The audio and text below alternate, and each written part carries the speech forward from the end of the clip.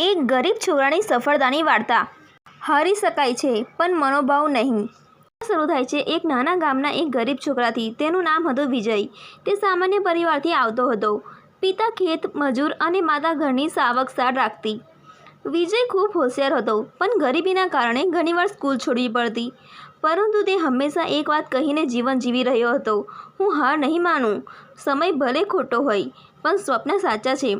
વિજય દરરોજ સવારે નાસ્તો કર્યા વિના સ્કૂલ જતો। સાંજે આવીને એ ઘરે આવીને પોતાના પિતાને ખેતરમાં મદદ કરતો।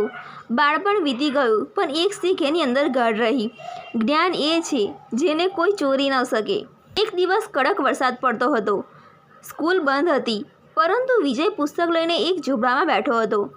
પાનું વાંચી રહ્યો હતો। એ સમયે ગામના કેટલાક બાળકો આવ્યા અને મજાક ઉડાવી। બંને નાનો અંબાની, તું બનવાનો નથી, તને તો ખેતરમાં કામ જ કરવાનું છે। વિજય શાંતિથી મીઠા સ્વરે હસીને કહ્યું,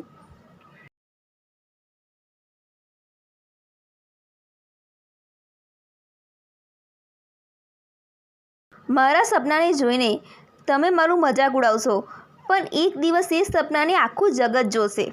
સમય વીતતો ગયો। વિજયે ધોરણ 10 અને 12માં ટોપ કર્યા। ખાલી ગામમાં નહીં, જિલ્લામાં પ્રથમ આવ્યો। ગામના બધા જ લોકોને આશ્ચર્ય થયું કે આ ગરીબ છોકરો કંઈક કરી શકે છે। પછી એ શહેર ગયો। નોકરી કરતાં કરતાં એ પણ કોલેજ પૂરી કરી। એ જ છોકરો જેની મજાક ઉડાવવામાં આવતી હવે એટલા સફળ ઉદ્યોગપતિ બન્યો કે આજે એના ગામમાં IT ઇન્સ્ટિટ્યૂટ ખોલી દીધી, જ્યાં એ ગરીબ વિદ્યાર્થીઓને ફ્રી શિક્ષણ આપતો હતો। એકવાર એક વ્યક્તિ એના ઓફિસમાં આવ્યો। જૂનો ચહેરો એ વ્યક્તિનો હતો, એ જ છોકરો જે હસતો હતો વિજય પર। વિજયે એને કહ્યું, તમારું સ્વાગત છે। ભૂતકાળમાં તમે મારી મજાક ઉડાવી પણ આજે તમે પણ મારા સંસ્થામાં કામ કરવા માંગો છો, એ મારા માટે સન્માન છે।